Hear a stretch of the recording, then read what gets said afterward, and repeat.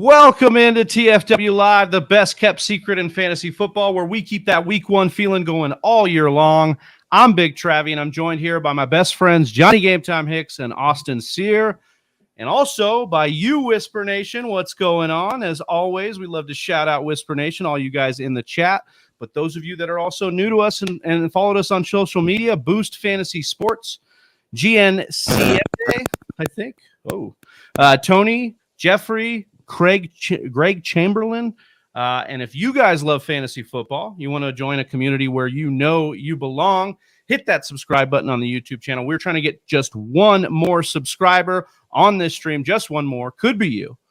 And if you're new, let us know where you're streaming from. We'd love to shout you out right here on the show. We appreciate you guys in the chat. Ronald, Mike, Albert, the crew.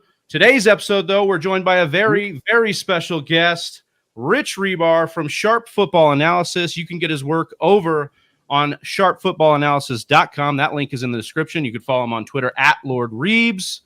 How are you doing, Rich? What's going on, man?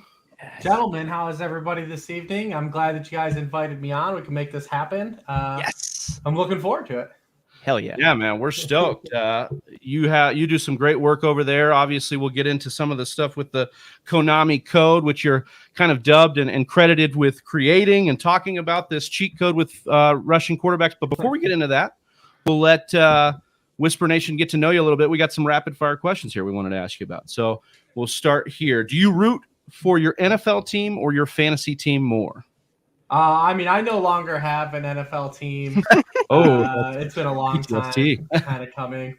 I mean, I grew up, I never had a football like push into me. Like my dad was never really into the NFL. So we grew up and, I'm older. This is the 80s. And, the Browns, I live outside of Cleveland. And the Browns used to be on at 1 o'clock.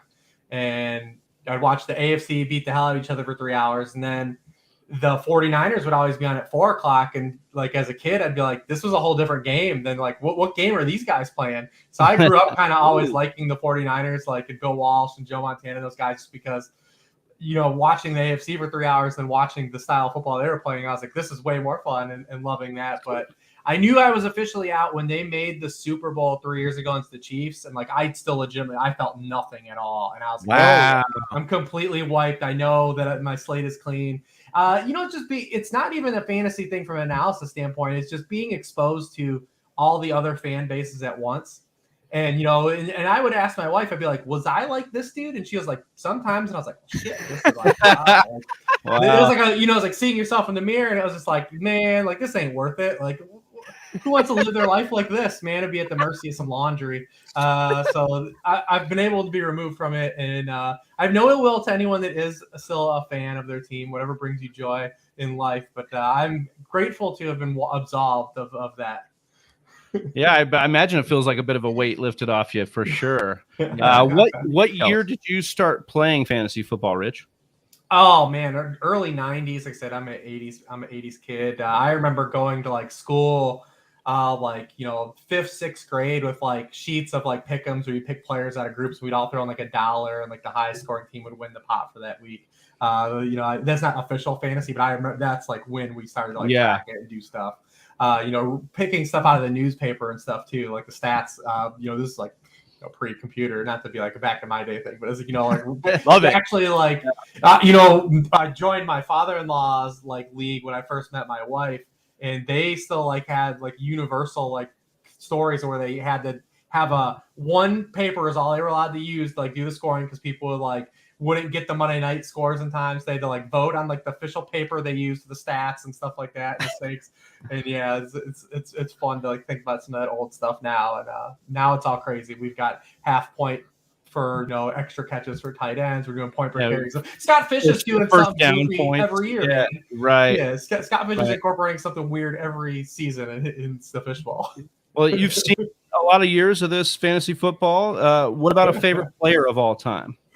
I mean, like I said, I grew up like that part. Jerry Rice was always my guy as a kid. It's a bummer he's not like a real cool like adult, like, but like as a player, like old man Jerry Rice, like on these like Copper commercials and shit. Like, yeah, I mean, he's out here hawking stuff. Like, come on, Jerry, like man. Like, Well, we had Dwayne McFarland on, and he said that he has a great story with Jerry Rice where he actually prank called his friend. Oh, really? So Jerry prank called his friend. Yeah, nice. yeah. All right, yeah. all right, man. He is cool.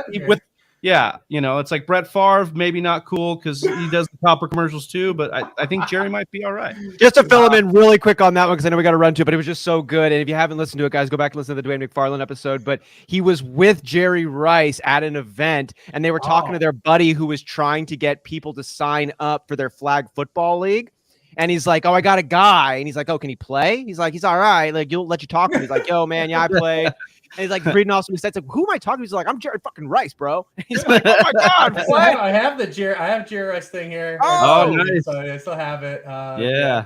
I still have some old like memorabilia stuff, but yeah. I was looking at pictures for you for like the thumbnail, and they've got a few pictures of you in like Niners gear. That's it. Yeah. There's one picture of me on the internet apparently that everyone uses, and it's from like an old DLF article, a Dynasty League Football, like how you play article, and I want to say it's from like 2014 or 2015, but everyone uses it still for every thumbnail. Yeah. So Zach Morris. I didn't use that one. I'm not in a lot of pictures, and my thing is Zach Morris. So. Yeah. Fair enough. Yeah, so yep. Least favorite fantasy football player of all time.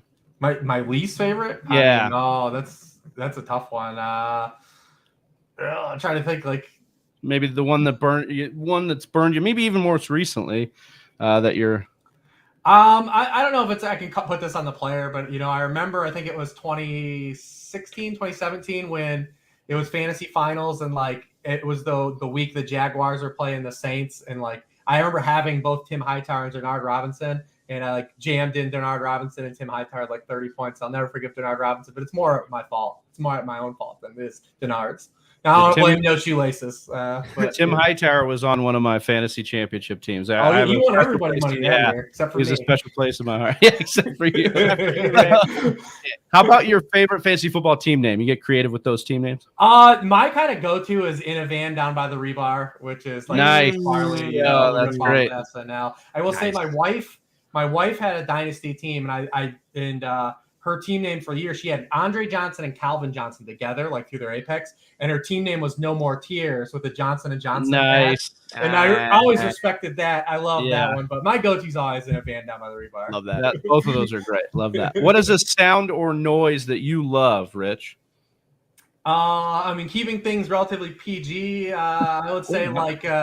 Listen, I like the air horn I provided for JJ, the point. I stick with that. Nice and tried and true there. There you go. Favorite swear word? Fuck is the most versatile swear word. I will say an underrated swear word, and I brought this up. No one uses twat anymore. Like, okay, I like that. Like, it feels kind of good to say too. Like, especially like a rip off someone. Like, man, what a twat! Like, it feels like more of a British. Can you bring twat back? Yeah, I like twat, and I like prick too. Like, he's a prick. Yeah. Twat and prick. I want to bring. They're not like official swears, but like, I want to bring that like era of like that stuff back. Yeah, retro swear words. I love that. Yeah. What are the most leagues you played in at one time, Rich?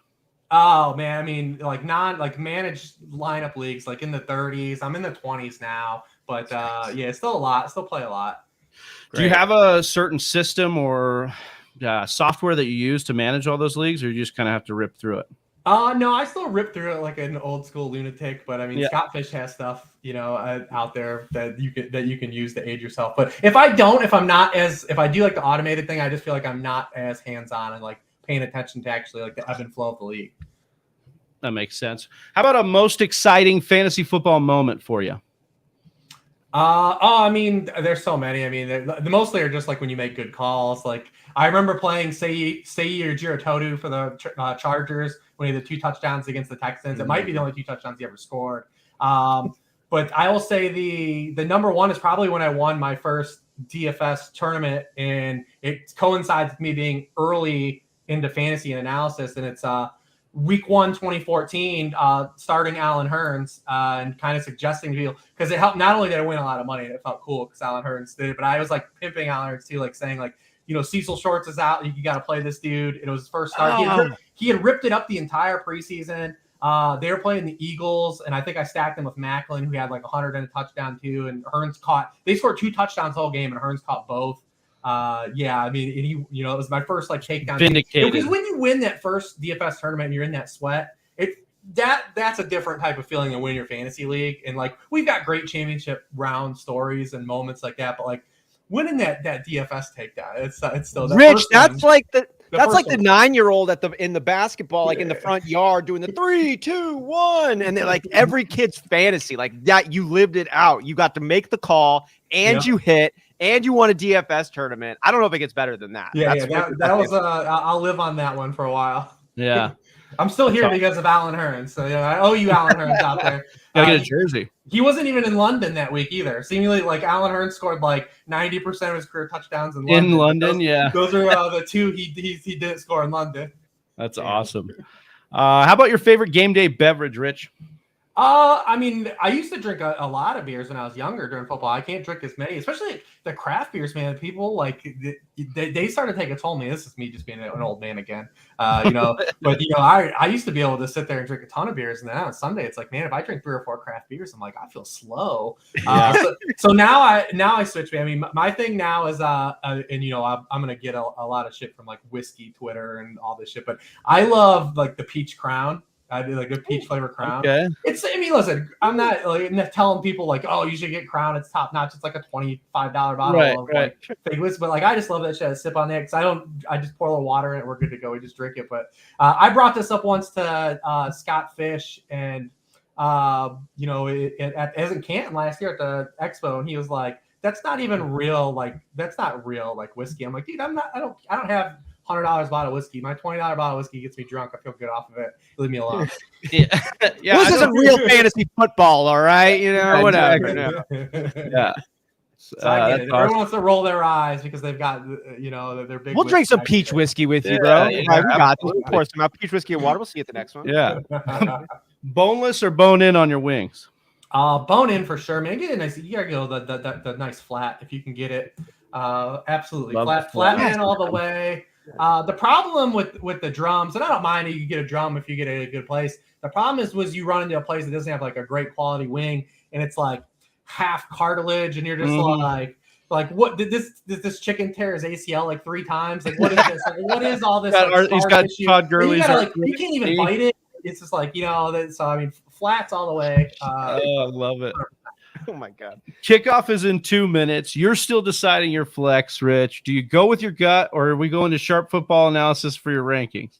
I mean, you should check my rankings, but I always tell people never to be a slave to rankings. I mean, there's so much nuance that goes into, because especially when you think about like rankings, and this is not to go on a tangent here, but my beef with like rankings in general and how people like treat them in fantasy is still so misled, but it's such like an SEO driver and people love them. It gets so many clicks and stuff. But like when you think about like rankings outside of like the top 5 at position, like where are the margins? Like, because I have what's my wide receiver 22 versus my wide receiver 29? Like what's the margin there? It's a lot tight. It's tighter than it is comparing like the wide receiver 5 versus that wide receiver 22. So I always tell people, think about your lineup. Think about who you're playing into your lineup. Are you like a big dog? Do you feel like you need to go with more upside? Those types of situations add a lot more nuance in terms of setting a lineup. And I always tell one thing that people still don't utilize the most, and it's still people bring up in the DFS community, but a lot of people don't do it in their home leagues too, is not like changing their lineups throughout the course of the afternoon, like based on like what happened at 1 o'clock. What do you need? Are you chasing points at 4 o'clock? Like, are there swaps you need to make like that? And we always get on people in DFS that don't utilize late swap. That applies to your home leagues too. Definitely a lot of people just set that lineup at 12:55 and start watching the games, and they start sweating stuff out. It's like, dude, you might be able to make a more upside move to run a guy down, or made like a safety play, or do some different things like that throughout the course of the day. So there's a lot more nuance that goes into it. But I mean, for sure, if you're going to click on some stuff, click on my rankings. Absolutely.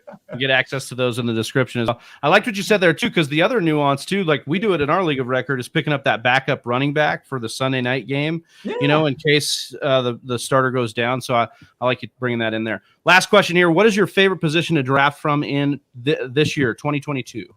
I hate to be chalky, but top 4 still right now. And we'll see if it changes like as we progress.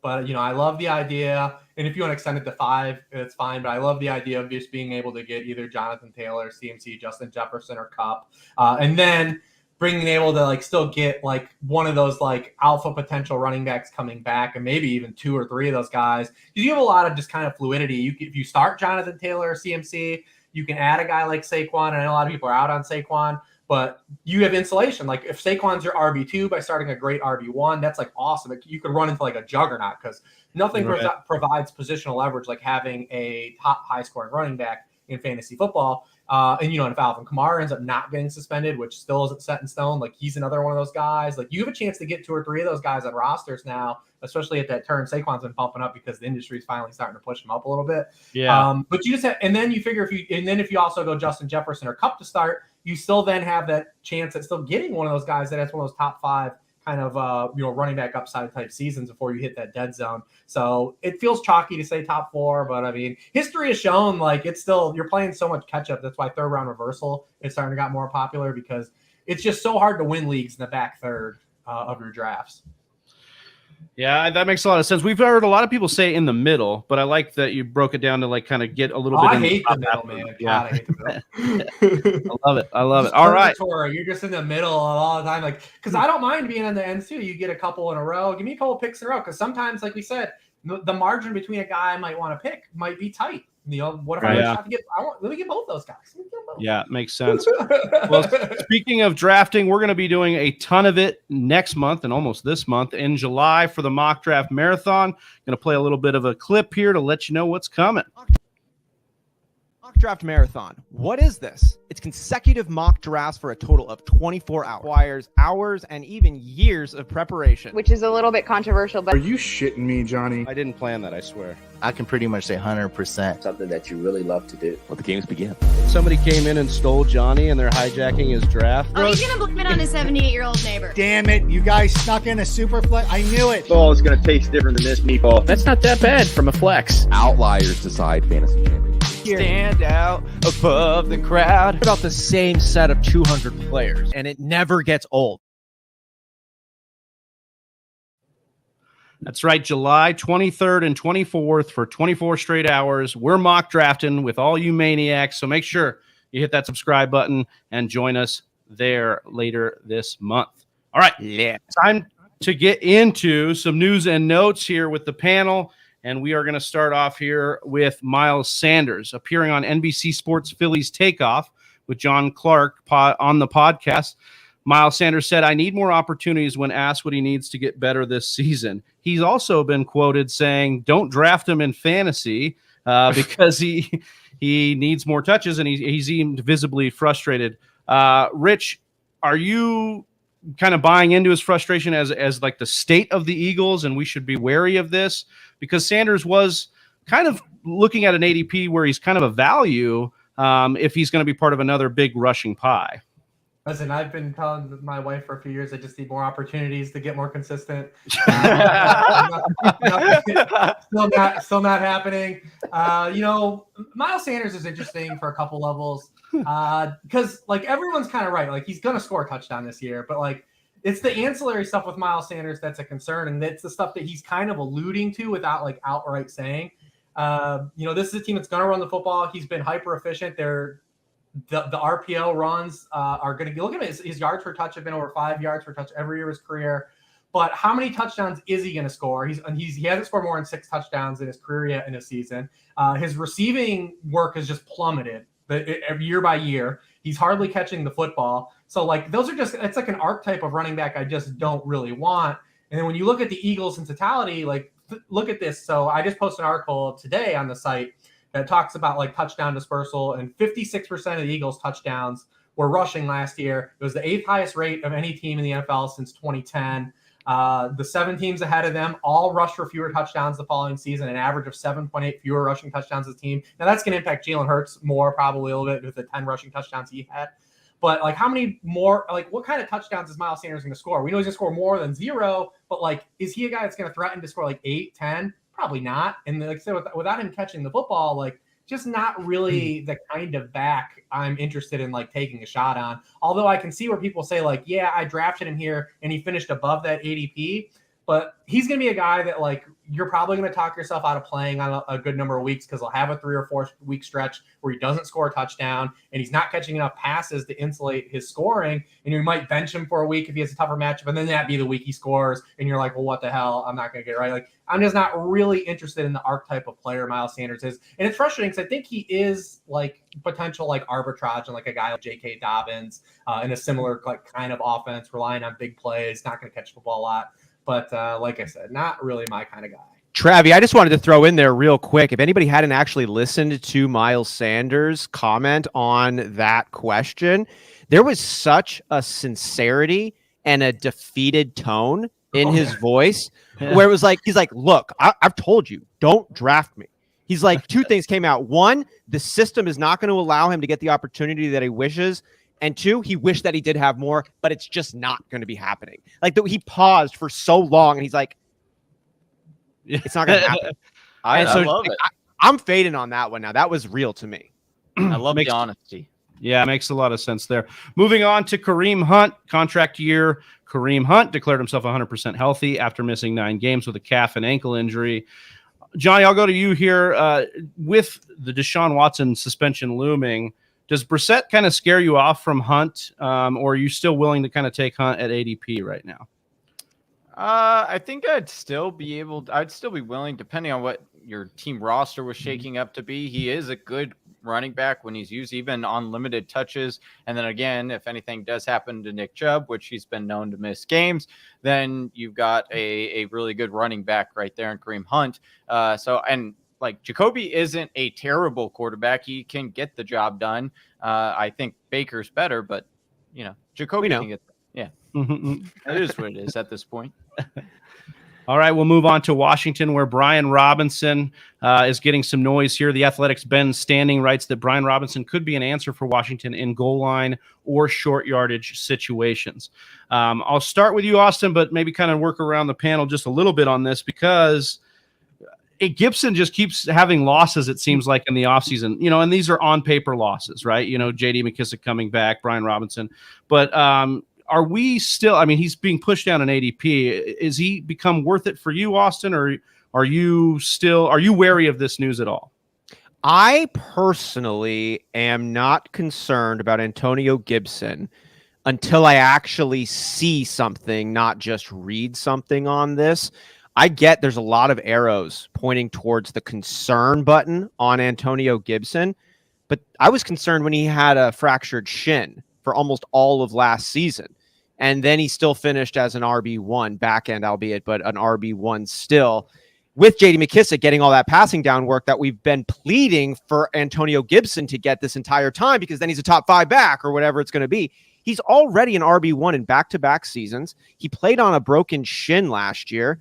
He hasn't had any locker room concerns that I've heard of or anything else like that. It makes sense for an NFL team to bolster their running back core. That makes a lot of sense. And if you've got a great goal line back and a Brian Robinson and a great pass catching back and a J.D. McKissic and then kind of a great early down overall back there and an Antonio Gibson, a lot of that makes sense. So if that's the role, that's like worst case scenario for me. I'm still seeing a decently utilized running back who might be a bit overpriced at his ADP, but I think this news is going to drive Antonio Gibson's ADP down.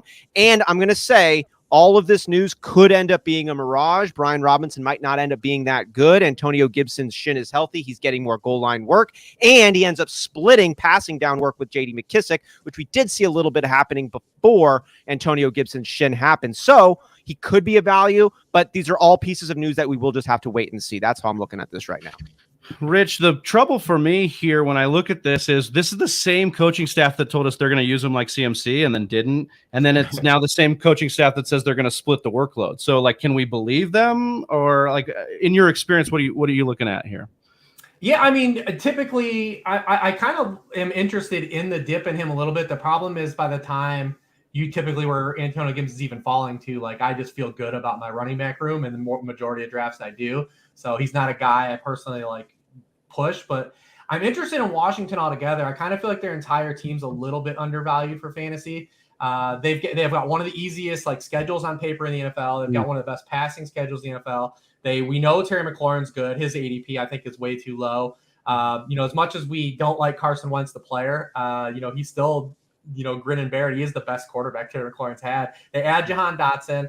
Curtis Samuel's still only 26 years old. The last time Curtis Samuel played a full season, he led all NFL wide receivers in touches. They've got a really good offensive line. We know the defense has talent to play a lot better than what they did last year, even if they don't reach where they were in 2020. I kind of feel like this is an undervalued team in general. But like it said, it's kind of just where I'm at roster-wise with Antonio Gibson. If I've gone extremely wide receiver heavy, I actually don't mind it. I mean, I think last year was actually a kind of a positive for him. He's a guy I was like pumping the brakes on last year when he jumped up to like kind of be like that first. He was getting like around the turn.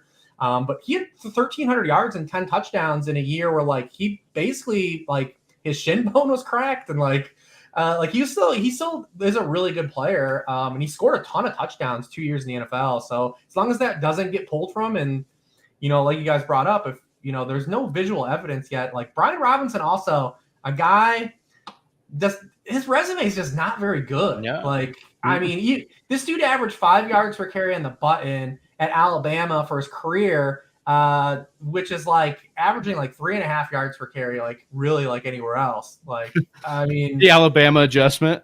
I'm going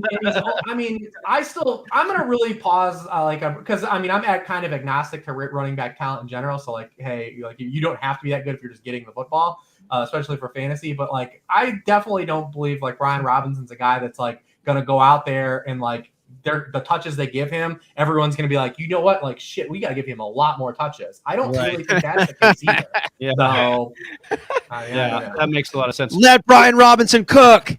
Yeah. Brian Robinson. I want to touch back in on Terry McLaurin. We know that like he's one of your guys. You love Terry McLaurin quite a bit. You can see it on Twitter. He got paid here. Rich, really quickly on the Carson Wentz factor for Terry McLaurin. You said it, grin and bear it. He's the best quarterback he's faced. What about Wentz's game do you like for Terry McLaurin? Is it that YOLO ball that he likes to throw quite a bit? Well, I mean, so the biggest thing so far as you look at Terry McLaurin, like where he struggled is getting catchable targets downfield.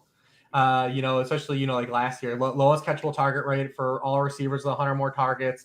And then downfield, he was only able to secure 11 of those 33 targets. Carson Wentz last year, actually, fourth in the NFL in on target rate on throws, 30 or more air yards downfield. Taylor Heineke was 26th. So, I mean, it's going to give him at least a window. Listen, I'm not going to sit here and stump for Carson Wentz, the NFL quarterback. I'm not. I will stump for Carson Wentz at least being better than Taylor Heineke, and at least gives us hope. And like Taylor McLaurin is a guy for 2 years in a row, like people have been like pushing, and I get it. But anytime you have that in fantasy football, people are like, oh, fool me once, fool me twice, I'm not getting back on board. But this is a guy that's regularly going the 4th and 5th round that we know is going to have, a 22 to 25% target share. We know is the upside. I mean, you look at like work that like Matt Harmon's done at reception perception, and that's all up there, not to spoil some of his work, but like, he has Terry McLaurin graded out as like a receiver on where he wins rate, like just a little bit below like where Justin Jefferson was performing last year. Like that's the kind of talent Terry McLaurin is. And now these vagabond quarterbacks have sagged him down, and that could still be a problem this year. But I think he's still at his cost. And like I said, I think Washington in general could be a little bit of an undervalued team. I've been trying to just jam him in where he's going because I still feel like he can get steamed up a little bit the rest of the way. But like you said, when you have a guy that's like gone a couple years, because you even see this with CMC, although his ADP doesn't reflect it, but because so many people in the industry push him up. Tweet anything about CMC and go or just go watch the replies of what anyone tweets. People will people are like, nope, not drafting him. No, not drafting him. That's what you have a little bit with Terry McLaurin and these types of players that don't necessarily pop in full. They're like, yeah, you know what? I'm not going to do that again. Yeah. It's all green.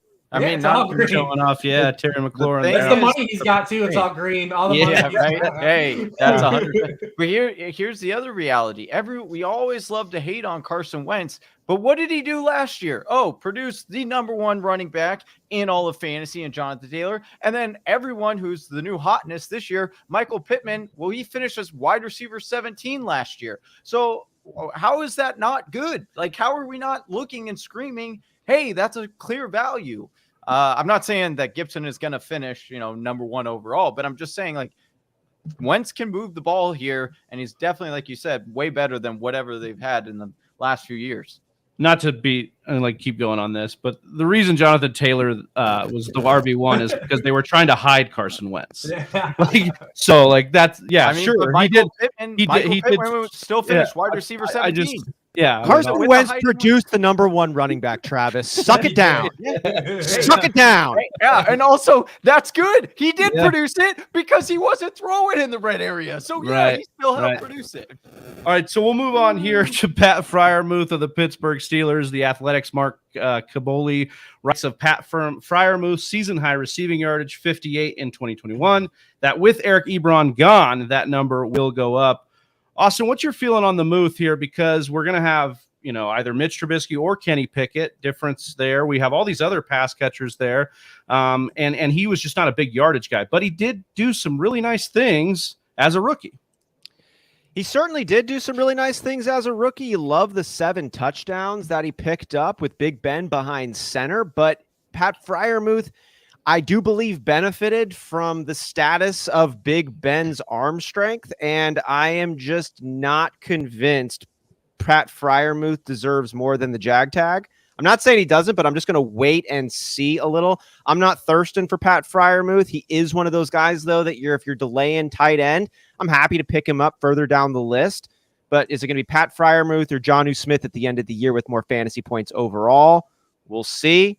I'd probably still take Friermuth at this point, but I'm just waiting and seeing. I think he benefited from some variables last year that are no longer going to exist. Kirk Cousins is looking to benefit from a new head coach. Kevin O'Connell's offense has been labeled as pass happy from the Athletics' Chad Graff and Arif Hassan. So, Rich, you talked about Washington being kind of this underrated offense. We've been having a few guests on here talking about, just how not having Mike Zimmer is going to be good for the Vikings here. Are you in on the excitement for the Vikings that's building in this offseason? Yeah, I mean, the reason we like it too, because it's like a concentrated tree of like guys that are good at the football too. Even with them becoming more of a base 11 personnel team, getting so KJ Osborne's going to be on the field a lot more. And if anything were to happen to Thielen, or Thielen's the guy that's been banged up the last 2 years, or Justin Jefferson, you're getting in another bump like when Osborne played without Thielen last year. So he's become a full-time player, a guy that took strides in year 2. You also love that you look at what the Rams did last year, and these guys didn't earn targets, but Darrell Henderson and Sony Michel combined to run 180 pass routes lined up in the slot or out wide last season. The Dalvin Cook ran 35 of those routes last year in the Minnesota offense. So we're going to get Dalvin Cook and an opportunity to create some, space, get him some targets coming off of his worst receiving season of his career. Man, his receiving stats just absolutely fell off the table last year.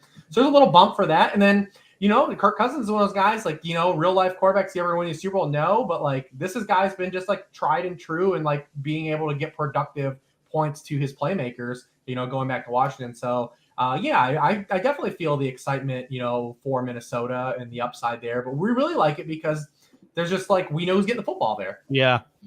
We knew that even with Zimmer, but I feel like now there's a little bit of like a mystery box ceiling to this team without Zimmer there. And like you said, some of those slot routes could pass over. And I mean, I guess it'll really depend on if Kevin O'Connell is more like Zach Taylor or more like, some of these other guys that have come from the Shanahan, Sean McVay tree. All right, going back to Pittsburgh here, we have Kenny Pickett. The Athletics' Mark Caboli reports that the Steelers' Kenny Pickett was exclusively working with the third-string offense in OTAs and minicamp. Johnny, when we look at this, you got some excitement here for Mitch Trubisky as starting the year, and do you think he would be able to start the entire season? I think Mitch is going to start the whole season. I don't think Pickett, I wasn't really high on him coming in to the draft. I know that, a lot of people started to pick up steam once he landed in Pittsburgh, but I think Mitch is going to prove that he is the guy there to, at least for this year. Now, moving past this year, I wouldn't put any money on it, but I do know that based on Mitch's contract, he gets paid a lot of bonus money for making the playoffs and a number of snaps played this season. So anytime money is involved and players are, risking their career, this could be the last stop for Mitch if he doesn't make it. So I think it's going to be Mitch Trubisky as the starter, unless, they get knocked out of the playoffs. And then at that point, it's, hey, let's see what the heck we have in Pickett. But I do think Mitch has the ability to run this offense and run it efficiently, and certainly better than Big Ben. So, and I like Tomlin as a coach, so I think he'll put him in the right system or right game plan. Well, the drama has continued here for Deebo Samuel. ESPN Jeremy's Fowler reports that Deebo hasn't officially rescinded his trade request. Austin, this kind of feels like maybe our friends at NBC Sports Edge are just trying to get back into that Deebo drama a little bit. But is it nothing or something, or how do you feel about Deebo? I feel like it is something, because I think our comfort levels might be the nothing. You know, as we felt over the last several weeks when we had seen that video of Deebo Samuel in the Las Vegas club with the marquee, the little mobile marquee board that's like Deebo staying in San Francisco. And he's like, no. And we spent a lot of time talking about how sincere Deebo really looked in that moment. He's like, nah, guys, like that ain't me this time. And then we heard news that they're maybe working it out, and then we chilled. And that's really all we got. But if you look at what the official request is, it's there. It hasn't moved away. You know, I haven't heard Deebo Samuel said like, yo, me and John Lynch are tight now. Like, I haven't heard anything like that. I heard it was cool. So am I concerned on this one? Yeah, I mean, I am a little bit. It could be a mirage, and it could be all cured up by the time this show is done. We know that. But as of right now, the trade request has not been rescinded, and dudes are getting higher and higher contracts. And that was part of the issue. Yeah, I'm still a little concerned, Travis. Yeah, let's see what happens there. It's going to be very interesting to watch that unfold, especially with the Jimmy G stuff as well. And then, you know, that was rumored to be part of why Deebo wanted out, you know, that he didn't want to necessarily play with Trey Lance. So we'll kind of see how that unfolds there. Our last piece of news here, actually our second to last piece of news here is on Johan Dotson. Basically, Washington wide receiver coach Drew Terrell said that he could not find any negative plays on rookie Johan Dotson's college film. So, Rich, I just want to ask you really quickly about Johan Dotson, because he got a bad rap in these dynasty drafts where people, you know, thought that Washington reached, and so he became a really good value in a lot of these dynasty drafts. So how about a dynasty take, and then quickly a redraft take on Dotson for this year? Yeah, one of my most favorite guys that drafted rookie drafts because of that. I mean, you know, this guy went 16th overall, and everyone's lining up to draft Christian Watson over him and Sky Moore because of where they landed, especially Sky Moore. The dude is like, you know, wide receiver, like, you know, what, 12 or 13 in the draft. And like for him to skyrocket just because the landing spot seems pretty, you know, kind of egregious, especially a guy that went with the kind of draft capital of that Dotson did.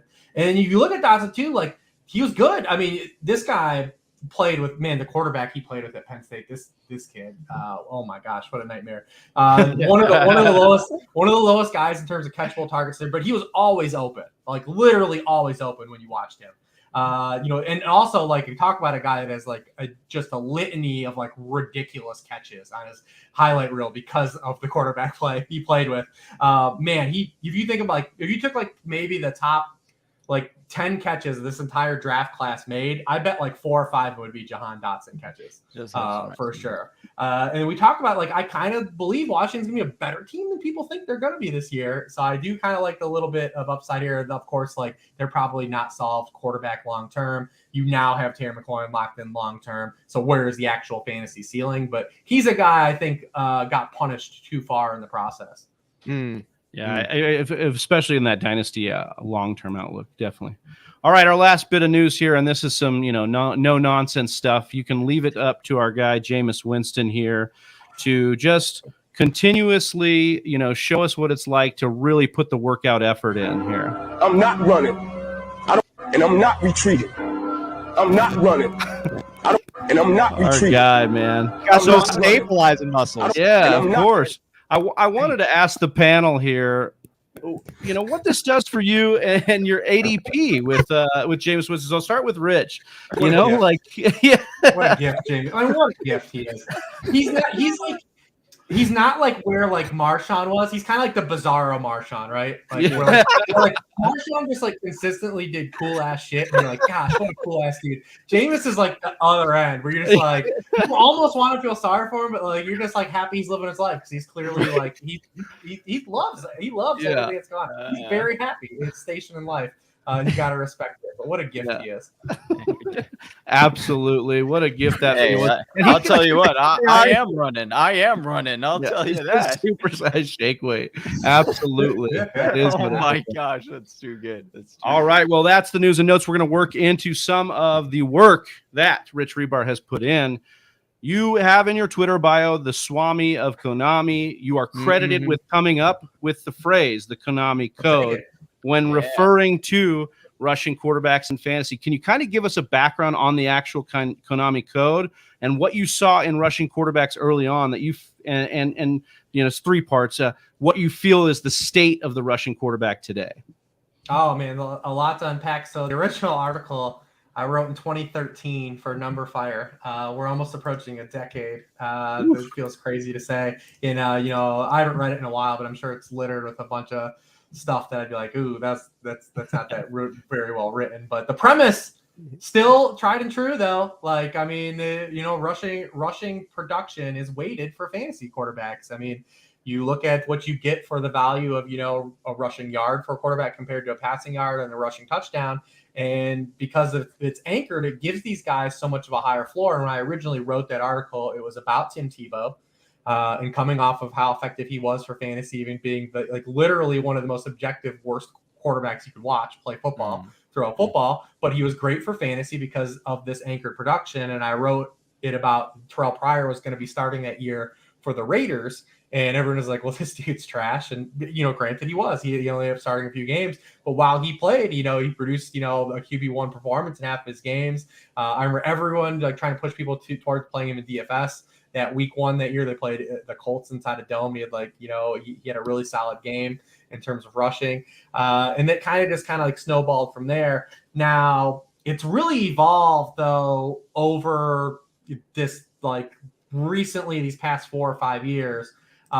Because you're starting to see just as human evolution has happened, and Joe, who that delivers your mail, is able to run a triathlon. There's just better athletes playing the position of quarterback that there was even a decade ago. And look at just even this draft class that came in. You might not like any of these guys, but they all were athletic guys. Right. They all came with a smattering of rush direction. There's just a lot better athletes playing the quarterback position. So now we're starting to get just where you're getting guys that not only are athletic, but they're also good quarterbacks. And that's what has blown the lid off this thing. And you've really seen this play out the past 2 years in ADP, the archetype of quarterbacks that get drafted highly in fantasy football. And then what that has also done into terms of our accuracy in fantasy football drafting. I wrote an article early about this in the offseason, if you go back and look at it. And our accuracy of drafting the quarterback position in terms of ADP and how it relates to points per game, nearly 58%, nearly 50% of all per game output can just be explained by ADP. The previous decade, it was just 21%. So we know exactly what type of quarterback right now is the kind of quarterback that can break fantasy ceilings. And it's the guys that not only come with mobility, but now you're getting these guys that can rush for 300 plus yards and sometimes 600 plus yards, but also threaten to throw 30 or 40 touchdown passes. Like when you have Lamar Jackson in 2019, what's happened to Josh Allen after his first 2 years in the league, Kyler Murray, Deshaun Watson back when he was, playing football. These guys that are able to run and give you production at their arms that is actually comparable to the guys that are the good pocket passers.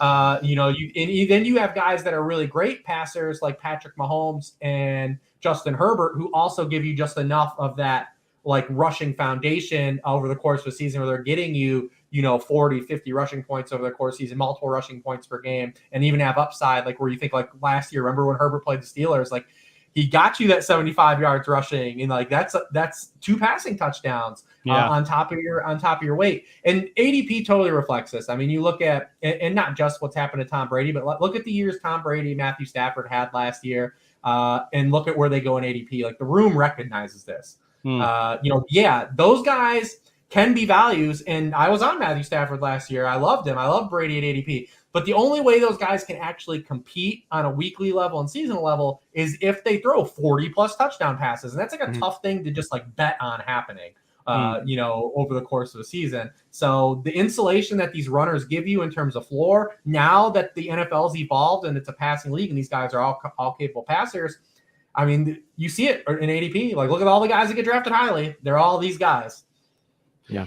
And how much of the scoring is the impact for you, Rich? Because you talk about it, I think, a little bit in the Konami Code original article. And we did a Twitter poll, and Mr. Miyagi even saying here, I changed my scoring in my league this year, passing touchdown to get 6 instead of 4 to even the QB field. We did the poll. 57% of Whisper Nation says they either have or want 6-point versus 4-point touching. So how much does that play into Konami Code and what we're talking about here? So it used to be like a big shift, and it still is for a little bit. If you think about the guys like Jalen Hurts or Taysom Hill, it's still a big impact. But like I said, and now it's just made those other guys that much better. Look at what 6-point passing touchdowns does to Josh Allen. Like it's still like those guys still break the bank. Because like I said, it's different. Like when I wrote about Tim Tebow versus what we have on the plate for us now. You can maybe say, 6-point passing touchdowns is going to ding someone reaching for Jalen Hurts, maybe a Trey Lance or maybe a Justin Fields. But Josh Allen still gets extra weight. Kyler Murray, extra weight. It still makes those guys because you're getting the passing with those guys now. So it does hurt the raw emphasis of the floor of the Konami Code, but it still makes this archetype of quarterback, that specific archetype, still so good. Rich, I wanted to know, with somebody here who has such an in-depth understanding of the quarterbacking position as it's also progressed, as the game and the players have evolved, how do you personally draft quarterbacks in fantasy football? There's a lot of philosophies around this. Wait till the end. You can pick up streamers. No, maybe this guy is worth it in the first round, 101. How do you personally attack the quarterbacking position drafting for fantasy football? Yeah, so like I said, it's been an evolution now, especially like they said, the accuracy we now have had drafting. And you look at last year, the top 12 quarterbacks in ADP produced nearly 70% of all the top 12 scoring weeks on an individual basis of last season. So now late round quarterback from a streaming stance has become a lot harder. That's why you see the emphasis of like super flex and 2 QB leagues now. But what late round quarterback has now kind of turned into is like late QB1. Like, there's still, like, if you look at, like, historically, like, being the first guy to the quarterback position is still rough. And the positional leverage you get from having the highest scoring quarterback is still not enough compared to other positions to make you want to reach. So the way you play it now is, I'm not going to have Josh Allen. I'd love to have Josh Allen on my team. So I'm probably not going to have him this year because I'm not going to be the first in line. I'm probably going to be the second or third unless those guys, like the room, it falls entirely with the room. But, I'm going to be looking at kind of like that mid to late, like QB1 tier, and not miss like out on like having to like I said, old school, where you're like, I'm going to pick up this guy because he has a 2 hot week stretch to open up, and then I'll just figure it out the rest of the way. That's become a lot more difficult to do, again, because of that subset of quarterback, right? That particular subset of quarterback, the guys that are now running and are threatening to throw 30 plus touchdowns and 4,500 yards, you can't combat those guys on a weekly basis. The ceiling is just too high. So I have a question to follow up with that. Earlier we did touch on as well with some of the quarterbacks and how athletic they are, and just because of genetics and whatnot. So does that change your viewpoint of the Konami Code? Because, right, like we know that there's a tipping point, right? You said they have to be able to rush and throw for over 30 passing touchdowns. So that there's a pretty wide range of people who could do that in the NFL now. So how does that change your viewpoint on which quarterbacks you're going and trying to target when you're drafting? Yeah, I mean, it's still like it's something that's growing increasingly in the NFL. So we'll just keep tabs on it until we have 20 plus of these guys. It's still going to be hard to get there. Now, we definitely have more than a dozen now, like you said. So you still can kind of squeeze out some of that value. But like I said, we've been really kind of locked in on knowing who these guys are going to score the points. Now, it's just a 2-year sample, so maybe we've just been extremely lucky and we've run hot. But I mean, you even look last year. I mean, the only guys that were QB1s that were drafted in points per game that were drafted outside of the QB1 range were Joe Burrow, who was literally the QB13, the very next guy, off the board. And, you've got Kirk Cousins there. So, it's still very hard to say, we want to completely wait, and it's impacted the totality position. But we know that there are still an abundance of usable quarterbacks on a weekly basis.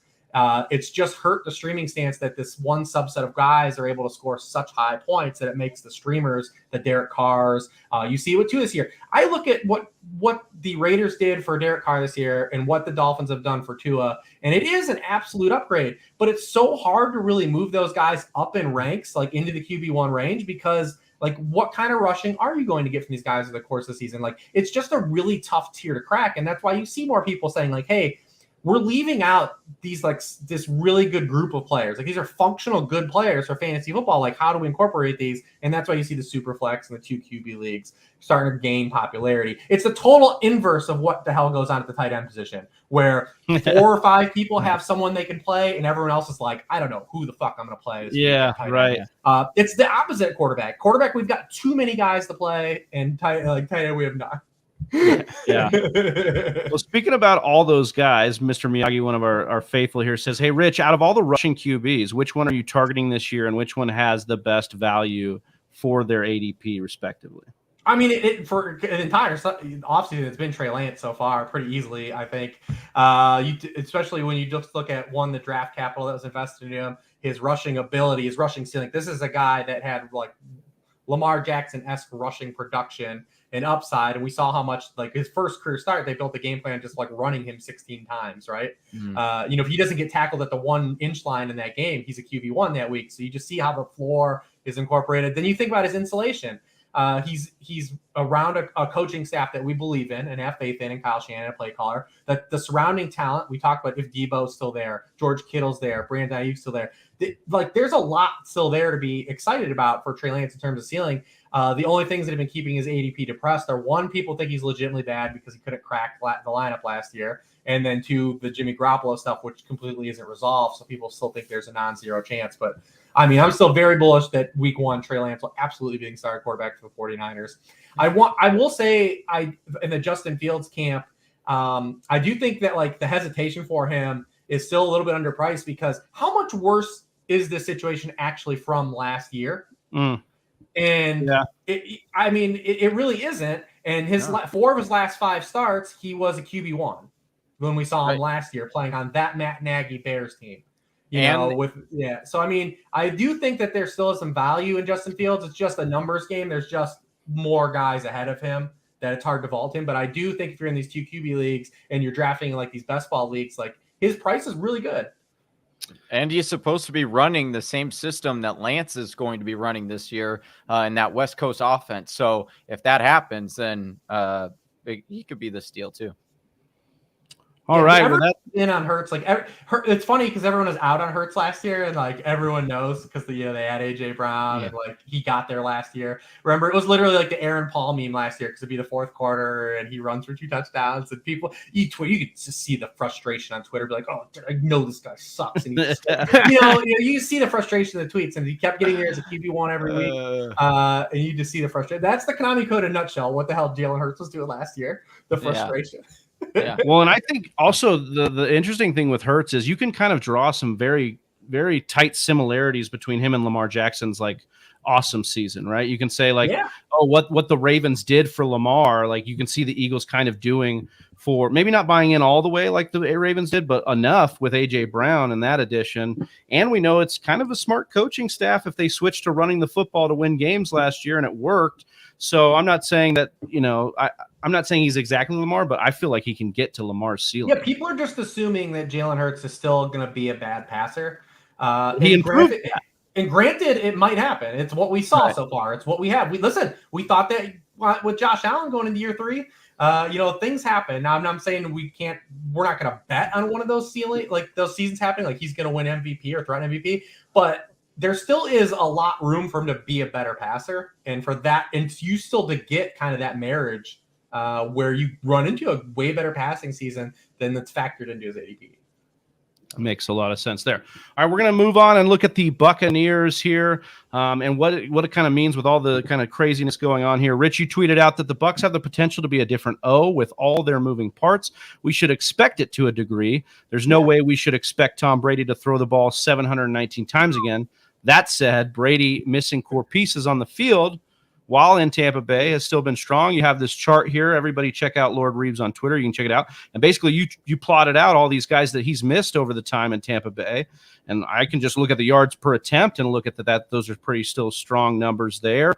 Even coming off leading the league, Rich says, in just about every counting passing stat, gamers already account for Brady's inability to run compared to the field, which you spoke about earlier, which largely prices in the potential volume plus touchdown regression. You talked a little bit about Mike Evans here, more Mike Evans propaganda. Brady has been at his worst when missing Evans on the field, the last fully healthy man standing here, although his 5.1% touchdown rate when missing Gronk adds some mortality to the fold, a rate that would have been below Carson Wentz's in 2021. So my question comes in here, Rich, that we know Tom Brady is as cold as they come, but how thin is the ice for Brady and the Bucs offense? Like if Mike Evans misses any time, the last man standing, as you phrased it, his top receiver becomes Russell Gage, who I like, but like, come on, as your number one here. This is a very different situation from years past where he's had multiple top talented wideouts on the same squad there. Evans, Godwin, Antonio Brown, Gronk, all healthy and active. So how thin is the ice? How high is your concern level? Yeah, I mean, we saw a little bit at the end of last year. I don't know if anyone remembers the Jets game last year. Everyone remembers. I remember it. I got eliminated because of it. Well, everyone remembers the game because that's the AB game. Yeah. But remember, coming into that game, AB was really the only healthy wide receiver. Both the running backs were banged up. They were starting Ronald Jones. Mike Evans was nursing like a hamstring injury, ended up having to play more snaps because of AB's tirade. And remember, they almost lost to the Jets. Like they needed to score like 18 unanswered to come back. Brady wasn't that strong in that game. So I mean, yeah, if something happens to Mike Evans, like we're talent devoid here. But listen, we saw Brady 3 years ago when the talent was not there in New England. He doesn't run, and if your touchdown totals are impacted and your yardage totals are impacted, that's how he scores his points. Like you said, there's a razor like thin line that like Brady needs in terms of output to hit his ceiling. Now, like I said, the gamers have accounted for it. Like he's the low QB1, he's going around QB9, QB10, fair value. But yeah, you look at this Bucs roster and all the moves. We definitely should not expect them to throw 700 times. Look, they draft a running back highly. The offense that they trade for Shaq Mason to kind of fill in, for the retirement, of Marpet. So it's like they have still stabilized themselves of being kind of like more of a team that's going to scale back passing. You only have Russell Gage to fill the void. And I like Russell Gage too. It's fine as AP. I have no discredit to him because a lot of people aren't expecting Godwin to play potentially like deep into the season now. Week 11. And you look at Rob Gronkowski, Antonio Brown, and Chris Godwin. They caught 35% of the Bucs passing touchdowns last year, 43% in 2020 with Brady. We're removing all those guys basically from the team for potentially 2/3 of the season. Granted, everyone's still kind of hanging on that Gronk comes back, and really replacing those three guys with just Russell Gage. We've seen the depth on this roster. We've done the Tyler Johnson dance. We've done the Scotty Miller dance. Maybe Jalen Darden is a guy you want to elevate. I mean, K. Dotton and Cameron Brate are not going to be Rob Gronkowski. And you add a guy, like I said, like Rachaad White, who can be kind of like this guy that can contribute in all capacities. Like this offense is going to be a little different. Like people just shouldn't plug in and say like, yeah, the pass happy Bucs are going to like be doing this. And we should account for some of the personnel changes and the scale back. Like I said, I don't know if that makes like Brady like an unfair value, but I do think with the pieces he's missed, him being like coming out of the season throwing maybe like 28 to 32 passing touchdowns is probably more in the range of outcomes than him pushing 40 again. And if he throws 28 to 32 passing touchdowns, like in the totality of the position, giving all that we just laid out prior to this conversation, like where does that place him?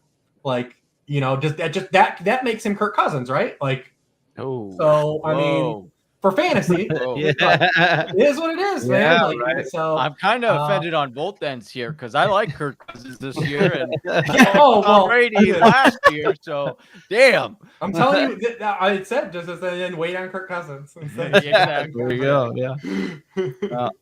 We've talked a good amount of quarterbacks and this Tampa Bay offense, and we're keeping it a little bit late, but I want to get into some running backs here, Rich, if we could. You tweeted out that over the past 30 years, the RB1 in overall PPR scoring has averaged fewer than 20 touches per game just twice. None have averaged fewer than 18 per game. Go ahead.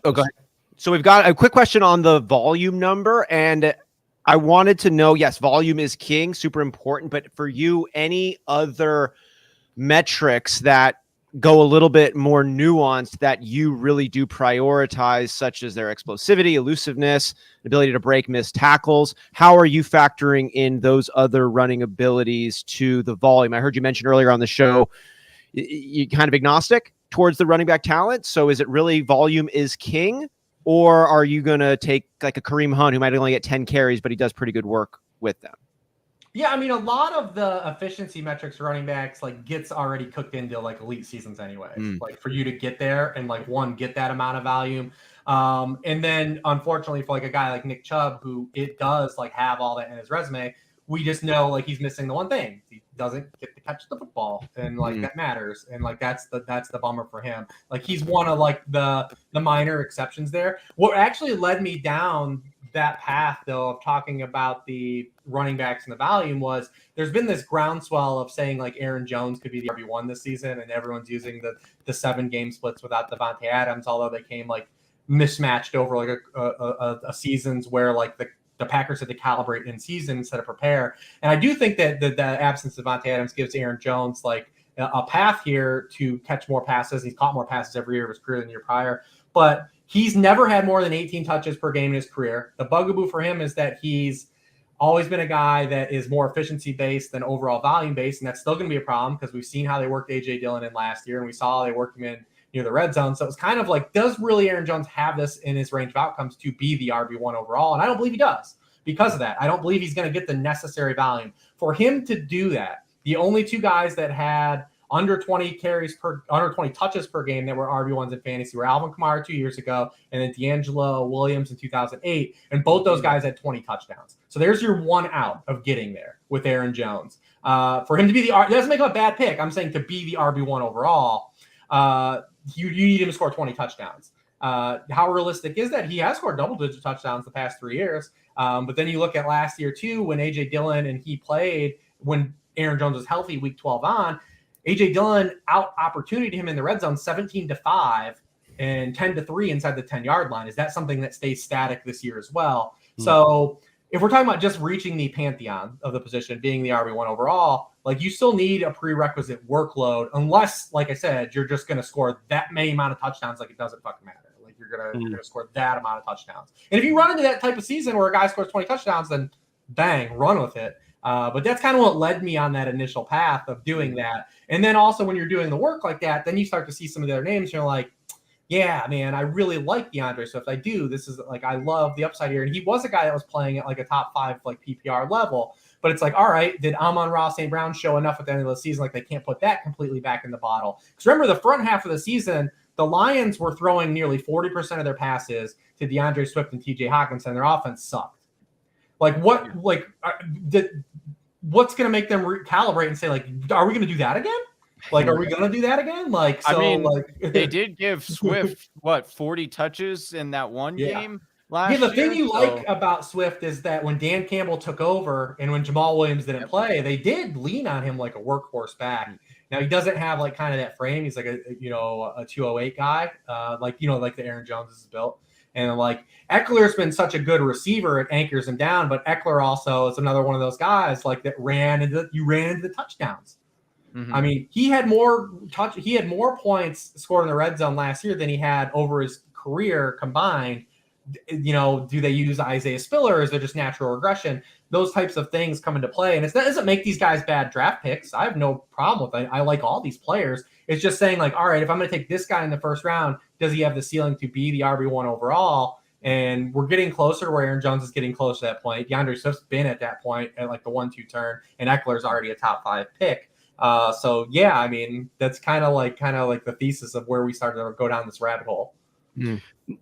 Well, just to summarize, because you kind of got into this too, I want to talk about Ekeler and Swift and Jones, because in your tweet here, you said some players getting drafted as the RB1, as you said, where they're in top 12 guy. Top 12. I don't believe get that type of touch volume without injuries. Doesn't make them bad picks. Again, we don't want to clipped out and told that you hate these guys because Listen, Twitter will get you. Yeah, it'll get you.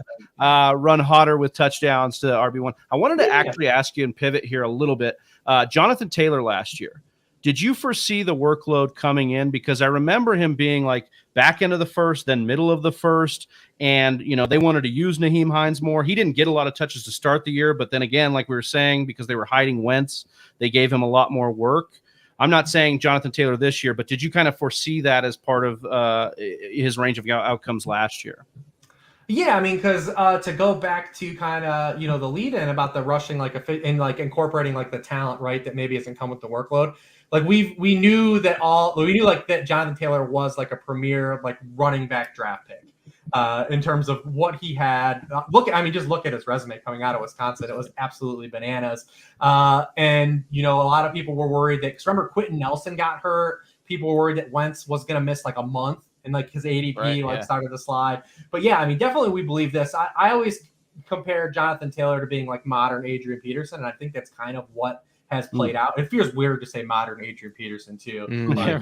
He's playing last year. Basically running touchdowns. But what I mean by that is actually last season, Jonathan Taylor, he only 25% of his PPR points came from receiving, and it was the lowest rate for the RB1 overall since Adrian Peterson did it in 2012. So that's kind of where I draw that line from. And I actually can see the path where you're saying in full point PPR that Jonathan Taylor, maybe he's not in full point PPR. It should be the 101. Maybe I go with the Cooper Kupp or Justin Jefferson or even CMC. The problem with Jonathan Taylor and really downplaying him though is that he checks too many of the objective boxes, right? The only thing he really doesn't check is catching 60 plus passes. But if he's going to catch 35 to 40, we already know it's enough because, like I said, he has the Adrian Peterson rushing profile. This dude scored 20 touchdowns behind a Colts offensive line where the starting five only played 19% of the offensive snaps together. That's going to improve. Matt Ryan is a better quarterback than Carson Wentz. There's a number of data points that kind of showcase that. He plays on a team that has a projected high win total. They're in a lousy division. And the age apex, where he is in his career versus these other guys that are his peers. I mean, he's 23 years old. So he checks too many objective blind boxes to say I'm going to run away from him. He's not worthy of it. That's the reason I still have him over CMC is that if you're just an objective box checker, the Colts are going to be better than the Panthers.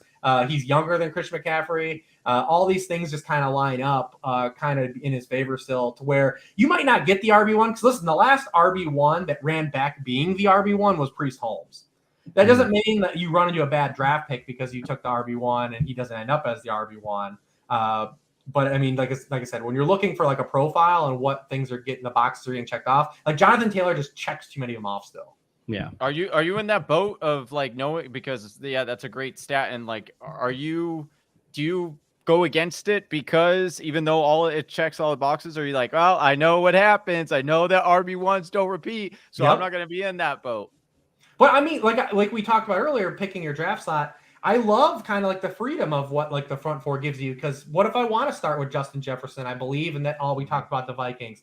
We've already talked about the 2-3 turn. Right now on the 2-3 turn, I can get Saquon and maybe even Alvin Kamara, right? And those are two guys that definitely fit the same profiles of the kind of what we're looking for in terms of getting the requisite touch volume and all these other things. And I'm starting with an elite wide receiver too. So you have a lot more freedom at the 2-3 turn now to kind of say I can start with a pass catcher and then make some things happen. I don't always do that, but you do have that flexibility this year. Yeah, zero RB truthers out there just banging the drum right now. They're loving it. I want to move, though, because you talked about these guys outside of the first two rounds that are most probable options to get 20-plus touches a game. And you said on Twitter, Saquon, Connor, Zeke, Montgomery. Potential to Leonard get Fournette is in that same boat. Yeah, I would agree with that as well. You also said that the potential to get there but need more receptions as part of their volume. Cam Akers, Elijah Mitchell. And so when we look at this, you mentioned those dudes going outside of round two, and you mentioned obviously Leonard Fournette. who would you have to, like, if I had to make you plant your flag on the most likely to get to that 20 touch a game marker out of even the 6 guys we mentioned, who would you go with there? I mean, I hate to keep making everyone roll their eyes, but easily Saquon. I mean, look he's 25 years old. He's still 25. I know everyone thinks he's probably a little older. He has that Jonathan Taylor-esque like pedigree coming into the NFL, the athleticism, the draft capital. They have nobody behind him. Their backups Matt Breida is their backup running back right now. A dude that hasn't been multiple NFL coaching staffs 3 years in a row have not wanted to put Matt Breida on the field. And then you look at what Joe Schoen did. He did exactly what he did in Buffalo. They go out and get cheap veteran offensive linemen, and then they use a high draft pick on Evan Neal. But they add Mark Glowinski. They get Max Garcia. They get John Feliciano. And Andrew Thomas has got a massive leap in year 2. Like, you start to put it together, like, this offensive line kind of looks decent right now.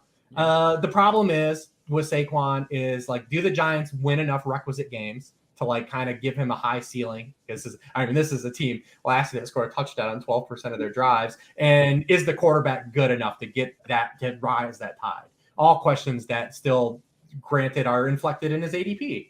But yeah, I think when you factor in like age, what this roster is going to need him to do, it hasn't happened yet in the NFL. But I would love to see a team and I make this happen. But like, what if Saquon's just like absolutely going nuts, and the Giants are like able to flip him in season? This is pie in the sky. We never see shit like this happen in the NFL. But like, because the Giants basically were open, like, hey, we'll take some offers on him this offseason. And they clearly didn't get anything close to what they still valued him as. But like, man, what if in season, like, a team lost a player, or a team really wants to make a run for it, and you've got this, like, you could make a move for him. It seems smart, like, especially New York and Carolina. Like, if these guys pop, like, get out of those contracts. Let's go. Saquon you can trade because he's in the 5th year option year. But like CMC, they can't. Like CMC, they've got to eat too much dead money.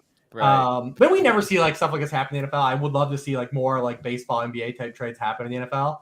Trent Richardson was the last one I remember at the running back spot. Remember they sent him over to the Colts. But that was clearly they knew behind the scenes what was going on, and that wasn't very good.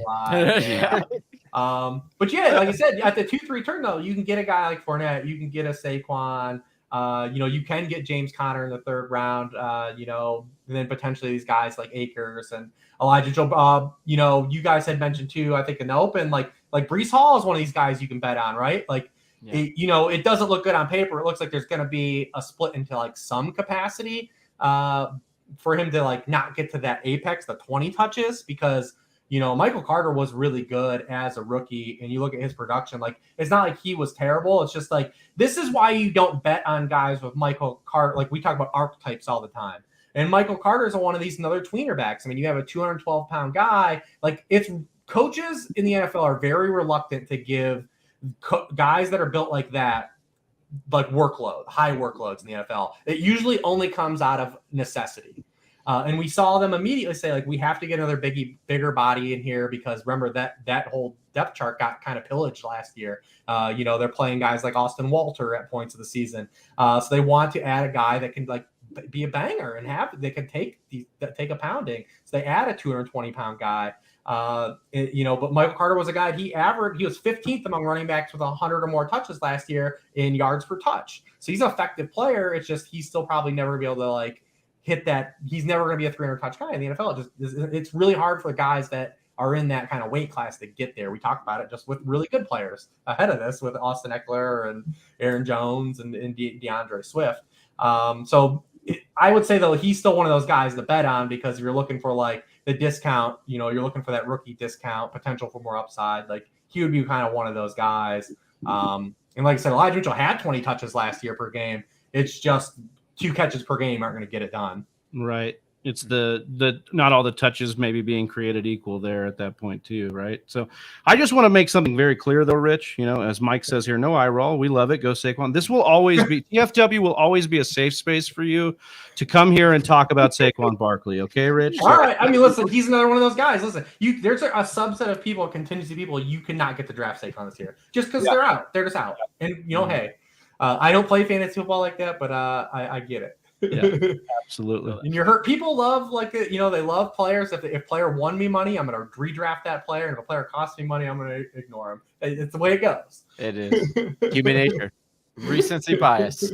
So speaking of kind of these higher level things, before we end the show here, and Rich, we just really appreciate your time and everything here, but maybe some core value principles you have in fantasy football that you'd like to share with Whisper Nation as we close this thing out. I mean, just a couple things. One, don't be hell bent on focusing a lot of, because the summer is literally 7 months of us talking about the 2022 season, right? We spend 7 months saying this player, that player, that player. Remember, you'll be lucky to get to the end of your fantasy season with 60% of the roster you drafted. Don't think you have to win your draft. Granted, you can run in some players. You drafted Cooper Kupp last year at value. You were probably in a really good spot. But still, roster management in season and playing the game of fantasy football still is going to come down to a lot more than your draft. That's why I always tell people, don't be scared. When people draft balanced, right? They want to draft a balanced roster. They don't want to have holes. Don't be scared to leave your draft with a hole, because knowing what your weakness is already coming the season means that you built strengths elsewhere and you can calibrate. It's a lot easier to calibrate for one weakness when you already know it than skating on ice that's this thin and then getting multiple cracks in it. And now you're trying to fix a lot of different things. Strengthen your strengths. Yeah. So, I mean, I always tell people that all the time, focus on building draft strengths. Don't be scared to leave the hole with your roster. Don't be scared to post your thing on Twitter, because someone's gonna be like, oh, dude, your tight end sucks. Your RB2 sucks. Your wide receiver 3 sucks. If that's your one week, that means you probably have a strength elsewhere. And hey, going into the season, I know I've got this one blind spot and I'm going to use the season to calibrate here.